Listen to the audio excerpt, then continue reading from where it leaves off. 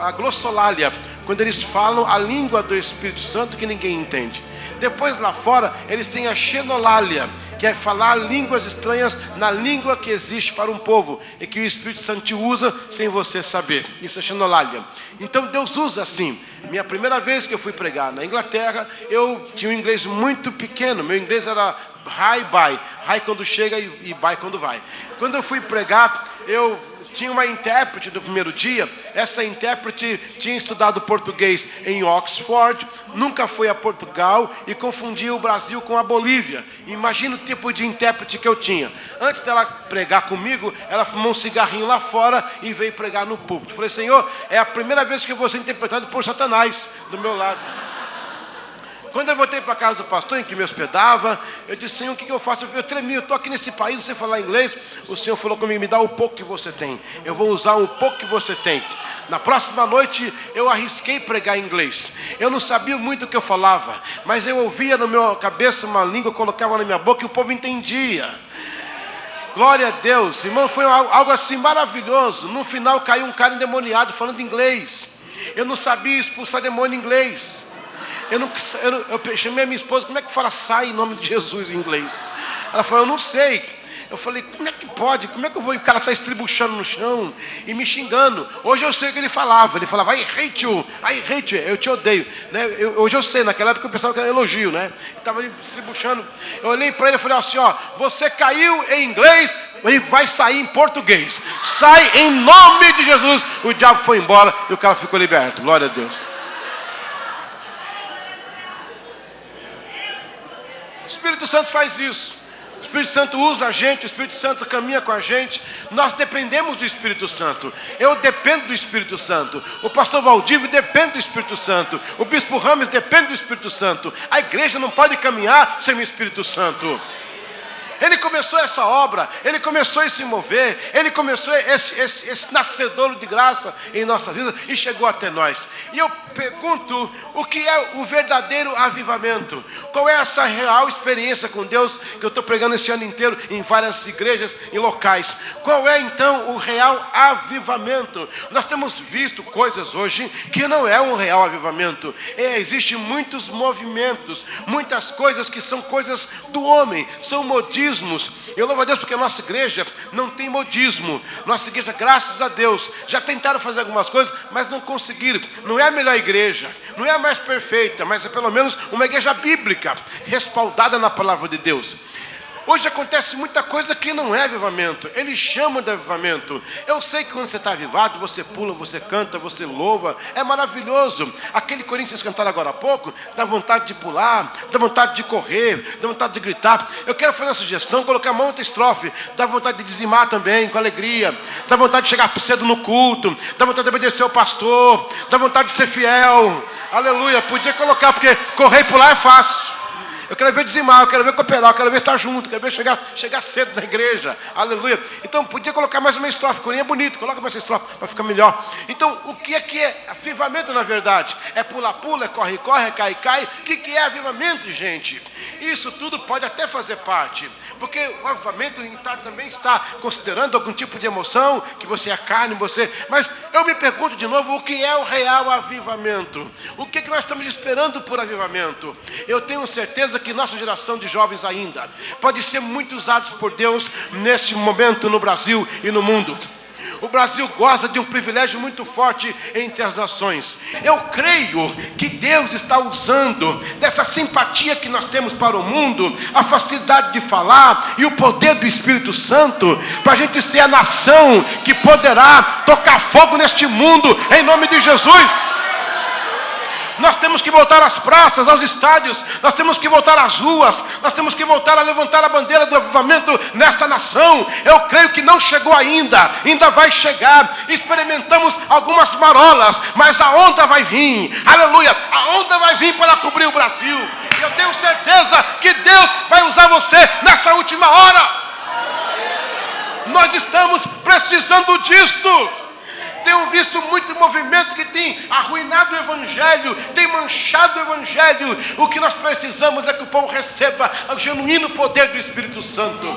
E eu anotei aqui, precisamos de um avivamento que me custe contrição de pecado. Avivamento, irmãos, ele não é só pula-pula, não é cai-cai, isso pode até acontecer, mas o real e genuíno avivamento começa com a contrição de pecado. Nós temos que levar o Brasil ao arrependimento. Está acontecendo todas essas coisas no Brasil aí, irmão, não se preocupe, já é o Espírito de Deus respondendo a oração da igreja, porque para limpar tem que tirar a sujeira, e a sujeira vai sair em nome de Jesus. Aleluia! Glória a Deus. Eu creio, eu tenho falado uma coisa há mais de 40 anos, o nome do Brasil é profético, porque o Brasil vem de brasa, brasa vem do fogo, e fogo vem do Espírito Santo. Glória a Deus. Eita! Então eu creio no avivamento que começa com contrição de pecados. Lá em Pensacola, a igreja de Brunswick, do pastor Kilpatrick, ele começou, era uma igreja pequena, hoje é uma igreja que cabe 3.000 pessoas, e tem culto 24 horas. Pega um avião, amanhã sai um avião 23h50 para Miami, depois você pega um Southwest, mais 40 minutos, você está em Pensacola. Vai ter que ficar duas quadras esperando para começar um culto para você entrar. São 24 horas de avivamento, mas aquela igreja era pequena, era uma igreja de 100 pessoas. E um dia o pastor começou a pregar sobre arrependimento, e foi tão grande o movimento que ele pregou, que os próprios líderes da igreja vieram na frente se arrependendo.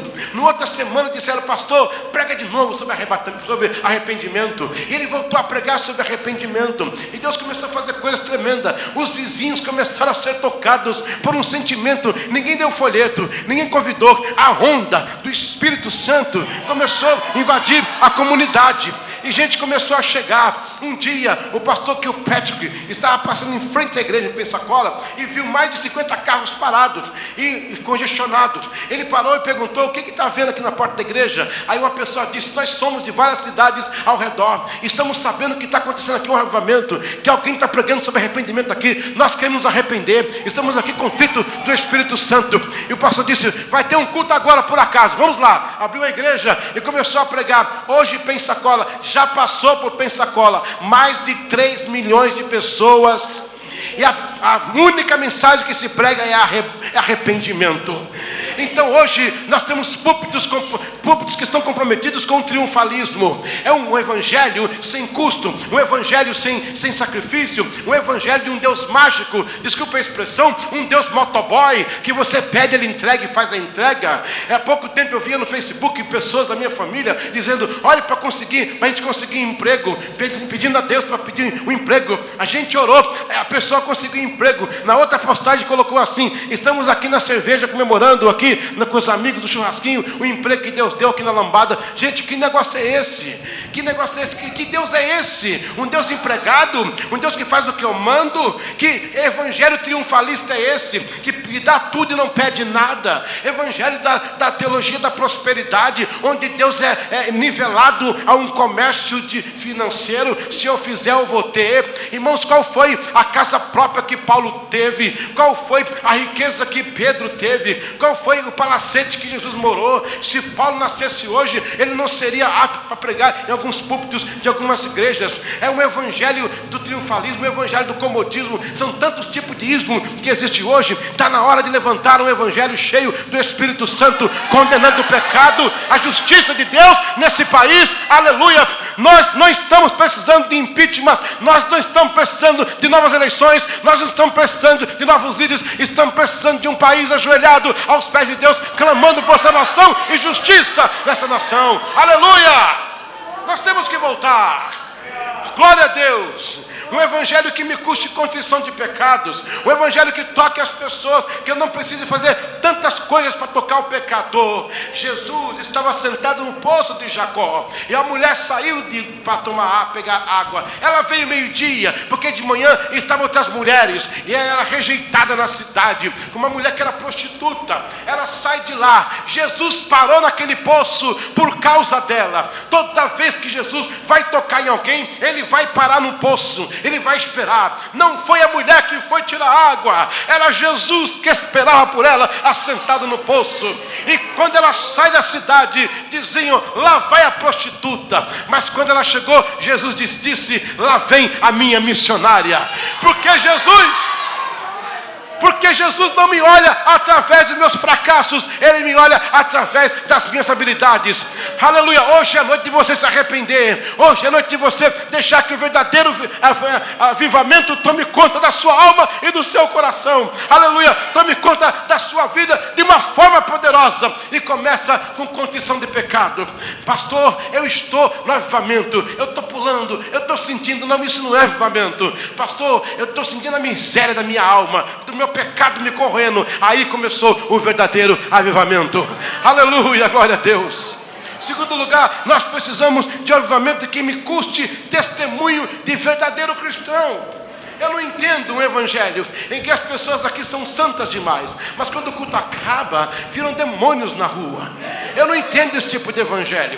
Eu não entendo o evangelho da enganação. Eu não entendo o evangelho da mentira. Eu não entendo o evangelho do jeitinho brasileiro. Eu não entendo isso.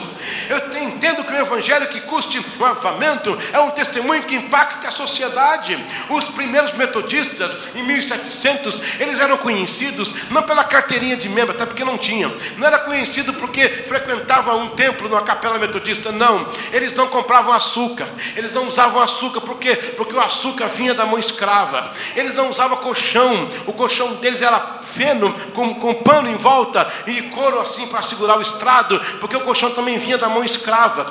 Quando chegava no supermercado, uma pessoa ia fazer compra, não comprava açúcar, não comprava algumas coisas da mão escrava, já sabiam que era o metodista. Não precisava pregar, a conduta deles era de povo assim. Os púlpitos metodistas eram altos e não havia janela. Por quê? Arquitetura? Não. É alto para o pastor pregar no mezanino, como estão os irmãos ali? Não. Era porque a mensagem metodista era muito forte e pesada. Era muito pau que mandavam, muita pedra. O púlpito era alto para ficar dois diáconos embaixo, para impedir o agressor de pegar o pastor. E isso que era a mensagem era tão sim, contundente, que as pessoas davam pedradas. O púlpito era alto porque a mensagem era de condenação. Hoje em dia os púlpitos desceram de muitas igrejas, porque também não precisamos mais de púlpito alto. A mensagem não agride mais, a mensagem não fala mais ao pecado, a mensagem não condena mais. Vem como está, desde que você coloque seu dinheiro aqui, não tem problema, fique como está, desde que você coopere. O evangelho não é feito de dinheiro, o evangelho não é feito de arrecadação, o evangelho não é feito de finanças, é feito de fé, é feito do Espírito Santo, é feito de almas que se rendem a Cristo. Nós temos que voltar a isso. Aleluia! Glória a Deus! Eu não sou só do saudosista, mas nós temos que voltar a isso. Glória a Deus, é hora de o mundo conhecer que nós somos crentes, não pela carteirinha, não pela igreja que a gente vai, mas pela conduta que nós temos no meio das pessoas. Por elas verem em nós algo que elas não têm e dizer: eu quero que você tenha. Esse é o verdadeiro e real avivamento. Glória a Deus. Depois disso, você pode correr por lá e cantar, não tem problema nenhum, mas desde que aconteça primeiro esta forma. Terceiro e último lugar, nós precisamos de um avivamento que me custe impacto. Eu não entendo como a gente não cria impacto. Dizem que o Brasil agora tem mais de 40 milhões de crentes. O Brasil cresceu, a igreja cresceu, mas e aí? Continua o sequestro, continua a infidelidade, o estupro, continua a maldade, as drogas, continua. Como entender um evangelho que cresce e o pecado não diminui? Nós temos que entender isso, temos que realmente testar se essa estatística é verdadeira, porque se fôssemos crentes mesmo de verdade, com 40 milhões, já era para ter mudado essa nação em muito tempo.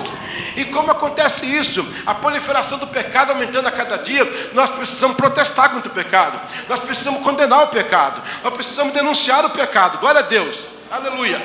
A minha filha estava na escola e chegou uma moça com uma outra moça de mão dada e perguntou para minha filha: cadê a sua namorada?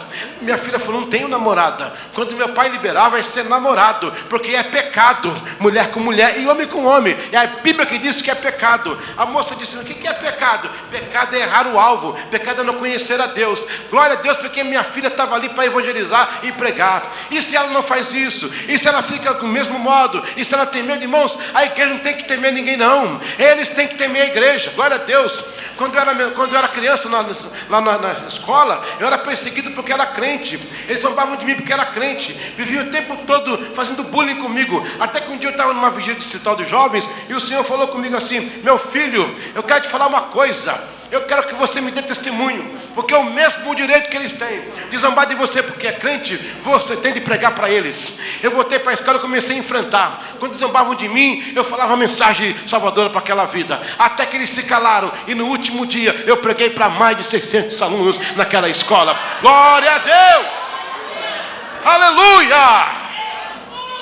Eu preciso do avivamento que impacte as pessoas. Eu estou cansado. E eu louvo a Deus, irmãos, por ter nascido e ser criado nesta igreja. Ela não é a melhor. Ela tem muitos defeitos, a começar por mim como pregador dela. Mas ela nos dá pelo menos uma base bíblica e sólida. Ai de mim, se eu tivesse nascido em uns ministérios que tem aí, que faz cada coisa estranha, sabe? Estão fazendo cada presebada. Agora na internet, eu nem assisto mais essas coisas. Mandaram um vídeo de umas irmãs, rapaz, de uma igreja, também não era nossa, porque se fosse, ia falar com o bispo, né? Uma igreja que as irmãs se vestiam de uma roupa estranha e cantava a música das poderosas de Jesus, usando como fundo aquela música de uma cantora mundana que tem aí. Aonde nós chegamos? Para que isso? Nós estamos imitando o mundo. Era o mundo que tinha que correr, imitar a igreja e dizer: me dá a tua água, eu estou com sede. Temos que mudar isso, mudar esse quadro. Glória a Deus. E quem sabe o avivamento daqui, deste lugar, começa aqui nesta igreja. Glória a Deus. Eu não sei, Deus pode escolher. Aleluia, glória a Deus. Aleluia. Eu anseio por um grande avivamento. Eu anseio por um grande mover de Deus. Eu anseio por muitos jovens batizados com o Espírito Santo. Por muitas pessoas recebendo o dom da palavra, da revelação, da profecia. Glória a Deus, das curas genuínas e divinas. Não uma cura sensacional, que colocam na televisão e fazem uma propaganda. E algumas delas mentira. Foi coisas montadas. Eu quero ver uma cura genuína, onde não é fruto de uma emoção, mas da unção de Deus e do poder de Deus na vida de uma pessoa. Glória a Deus. Soltar os prisioneiros não tem problema. E soltou aqueles homens. Eles desceram as águas e o pastor deu a honra para o presbítero, o juiz, batizar. E o juiz olhou para eles e disse: olha, o que faz o evangelho? Vocês são presos e eu sou o juiz. Vocês foram réus e eu condenei. Mas neste momento nós somos irmãos em Cristo. Neste momento nós somos irmãos do mesmo lugar, do mesmo coração, do mesmo sentimento. E eu vi um juiz batizando os réus na presença de Deus. Só o evangelho pode fazer algo tremendo como isto. É o evangelho que impacta a cidade, que impacta as pessoas, que impacta o coração. Aleluia, glória a Deus. Nós precisamos disso, nós carecemos disso. E hoje à noite eu vou orar pela sua vida, vou orar por você, para que você continue no processo de avivamento, para que você confesse a Deus seus pecados, para que você tenha contrição na sua alma, para que a sua vida não seja pautada em dinheiro, em finanças, em bênçãos, na bênção do Senhor, mas do Senhor da bênção que está aqui nesta noite. Aleluia. Eu tenho visto pessoas de todas as nações se entregarem a Cristo. É incrível, gente, é incrível isso aqui que eu vou dizer agora. Se eu fosse pregador de filosofia, eu teria que prestar atenção onde eu pregasse, porque a filosofia francesa, muito alta, ela briga com a filosofia grega. Se eu fosse fosse um palestrante de finanças, eu tinha que ter cuidado para falar para comunista, para socialista, para monarquista. Cada um tem um tema. Um evangelho, ele é maravilhoso, ele se adapta em qualquer língua, em qualquer cultura. Onde você pregar, tem uma alma que precisa de Deus. Um evangelho, pastor Valdívio, ele é a única filosofia no mundo que reúne um paradoxo. Ele é alto, ele é como as estrelas. Ele é alto e é claro. As estrelas são altas e são claras, elas brilham. O evangelho é alto para aquele que já sabe que é sábio, aprenda muito mais. E ele é claro para aqueles que nunca ouviram falar e entendam da primeira vez. É tremendo isso, é tremendo.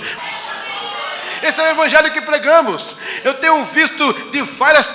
Gente, é incrível. Onde você prega, a recepção é diferente, mas o resultado é o mesmo. O Espírito Santo entra no coração e abençoa a pessoa, independentemente do país que ela viva. Ou seja, mas a unção do Espírito Santo opera na alma da pessoa. Aleluia. Eu pisei 2 semanas atrás no púlpito de Jan Hus, lá na República Tcheca, na cidade de Praga. Praga para nós é um nome pejorativo, Praga, mas na língua deles é prega, é pregador, é de quem fala, é speaker, Praga. E naquele púlpito, naquela capela de Bethlehem, existe uma portinha pequena. O púlpito fica no alto, só cabe o pregador. E tem uma portinha que você tem que entrar para pregar. A porta, o Jan Hus, que foi ali o reitor da universidade, o pregador Jan Hus, ele fez uma portinha pequena para que o seminarista, quando fosse pregar, para lembrar que o pregador só pode pregar a palavra se primeiro ele se abaixar e ser humilde para entregar o recado de Deus. Jan Hus nasceu no dia 6 de julho de 1369 na cidade de Husinec, que fica a 75 quilômetros de Praga. Ele foi criado em Praga porque seus pais trabalhavam lá. Ele cresceu, se instruiu na Universidade de Charles. O rei Charles, naquela época, montou essa universidade, que até hoje está lá, é uma grande expoente na medicina, a Charles University. Ele estudou naquela universidade, ele cresceu tão grande ali dentro que acabou sendo professor e depois reitor da universidade. Cresceu conhecendo a Bíblia e tinha um amigo chamado Jerônimo, o famoso Jerônimo de Praga, foi amigo dele, foi discípulo dele. Jerônimo foi estudar em Oxford, na Inglaterra, e lá aprendeu os escritos de John Wycliffe, que condenava o clero, que falava contra a supremacia católica, que condenava os erros do catolicismo, e trouxe isso para Jan Hus. Jan Hus bebeu na fonte e começou a pregar também. Eu descobri uma coisa interessante, quer dizer, eu não descobri, já estava lá, alguém mais deve ter visto isso, porque dizem para nós que o Lutero foi o primeiro que fez a Bíblia na linguagem do povo, o vernáculo, né? Mas na verdade não, foi o Jan Hus que começou a pregar na linguagem tcheca. E naquela época havia uma lei da Igreja Católica que não podia pregar no outro idioma a não ser o latim. E quando ele começou a pregar naquela capela, quem construiu a capela doou a capela para a universidade com uma condição do que fosse pregado ali fosse na língua tcheca. Ali era também para discutir coisas de ciências, debates, e o Jan Hus começou a usar para pregar na língua do povo. Isso fez com que a igreja lotasse. Ela foi para 3.000 pessoas. Gente, naquela época, há 600 anos atrás, 3.000 pessoas numa igreja, era uma cidade inteira. Ele começou a pregar, a rainha Sofia sentava para ouvi-lo, o rei Venceslau IV sentava para ouvi-lo. A unção de Deus tomou conta daquele rapaz de uma forma que incendiou a cidade. As pessoas iam para culto todos os dias. Isso começou a incomodar o Papa, até que mandaram uma ordem para fechar as igrejas em Praga. Quando ele foi pregar, estava fechado o templo. E disse por quê? Porque o Papa disse que não pode mais pregar aqui. Ele se ofereceu voluntariamente para se explicar o concílio que estava sendo realizado na cidade de Constance, na Alemanha. Então ele ficou de 1402 a 1402 um pregador ali em Bethlehem. Quando ele foi levado para o julgamento, ele pediu um salvo-conduto do rei Segismundo, mas quando chegou lá, o Papa ignorou e mandou prendê-lo. Ele explicou o que ele pregava contra os desvios, as coisas erradas, pregava na língua do povo, mas eles não queriam entender e condenaram a si mesmo o Jan Hus. Eu estive na janela que ele orou pela última vez, a janela que ele fez uma oração antes de descer a fogueira. Foi decidido que iria ser morto na fogueira por amor a Cristo, que o evangelho que ele pregava. Ele foi conduzido à fogueira também no dia 6 de julho. Ele nasceu no mesmo dia, morreu no mesmo dia, mas de 1415 agora. Foi amarrado na fogueira. Enquanto ele passava pelas ruas, os seus livros eram queimados. Quando ele estava na estaca, inclusive a expressão no inglês steak, que significa um bife frito, assado, steak não vem de bife, é estaca, steak é estaca. É uma coisa que se dirige remonta aos irmãos que foram mortos queimados. E aí tocaram fogo, e antes de tocar o fogo, o Papa disse a ele: você pode falar, Jan Hus, e você pode negar tudo o que você faz, nós vamos te libertar dessa fogueira. Ele disse: não, vocês queimam a minha carne, vocês queimam o meu corpo, mas não queimam a fé que está dentro da minha alma. Então atearam fogo sobre Jan Hus. Ele começou a queimar. E no momento em que todo mundo esperava que ele gritasse de dor, que ele gritasse de agonia, que ele gritasse de sofrimento, Jean Hans começou a cantar um hino. Ele cantou: Jesus, filho de Davi, tem compaixão de mim. E quanto mais ele cantava, a fogueira crescia. Quanto mais ardia, ao invés de gritar, a voz dele sobressaía cantando: Jesus, filho de Davi, tem compaixão de mim. Até que as chamas tomaram conta do corpo dele, ele não pôde mais cantar. E eu tenho certeza que ele chegou no céu, recebido pelo próprio filho de Davi. Aleluia, glória a Deus. Eu pergunto, irmãos, encerrando essa palavra, estamos dispostos a ir para a fogueira? Se amanhã o Brasil colocar uma lei dizendo que quem pregar vai para a fogueira, estaremos dispostos para ir para a fogueira? Porque as pessoas estão dispostas para vir à igreja, para receber dinheiro, carro novo, casa na praia, como vocês têm aqui bastante, não é? É para receber dinheiro, emprego novo, sabe? Isso, a igreja está cheia. Não é o caso dessa aqui, glória a Deus. E quando eu cheguei aqui, eu falei: a igreja está cheia. Aí um irmãozinho falou assim: não é porque eu só venho, é porque a igreja está cheia mesmo. Ainda bem que eu não pensei nisso, não. Deus tinha tratado comigo, né, naquela hora. Estamos dispostos a ir à fogueira? Eu quero dizer, Bispo Rames, que há 33 anos, aquele fogo do Espírito Santo no meu coração continua o mesmo. Eu passei por vários locais, eu preguei em muitos locais, conheci muita gente grande, mas nunca negociei isso na minha alma. Eu nunca me vendi. Eu nunca transformei minha mensagem em autoajuda. E só em ajuda do alto. Aleluia. Eu nunca transformei minha mensagem triunfalista. Eu nunca me vendi. Muitas vezes, pastor Valdívio, eu me senti fora da moda. Muitas vezes eu falei: o que eu vou pregar? Porque o que eu prego não se prega mais. Ninguém fala em cruz, ninguém fala em pecado, ninguém fala em arrependimento. Eu vou ser vaiado nos locais. Mas Deus nunca deixou isso acontecer. Nunca deixou isso acontecer. Porque tem 33 anos, irmãos, que eu não me renovei nesse tipo de mensagem. Aleluia. Que não me entreguei. Eu não acompanhei a moda do momento. Eu não acompanhei as coisas que apareciam, aquelas modas que apareciam. Eu ficava olhando aqui: meu Deus, como é que vai ser? Vou perder minha agenda. Vou ficar sem agenda, porque eu não estou pregando isso. Falei: me consegue um caminhão, irmão, com um violãozinho, um microfone, eu vou na rua fazer um trabalho. Não conseguiram. Eu não vou ficar disputando teologia, eu não vou ficar no lugar para provar quem sabe mais do que quem é, para mostrar quem se veste melhor. Eu quero pregar o evangelho puro de Cristo para aquelas almas que estão precisando do evangelho, do arrependimento de Deus, do avivamento, da contrição e do testemunho. É isso que eu fui chamado, é isso que eu vou fazer. E que caia de moda, eu vou morrer fazendo aquilo que Deus mandou eu fazer.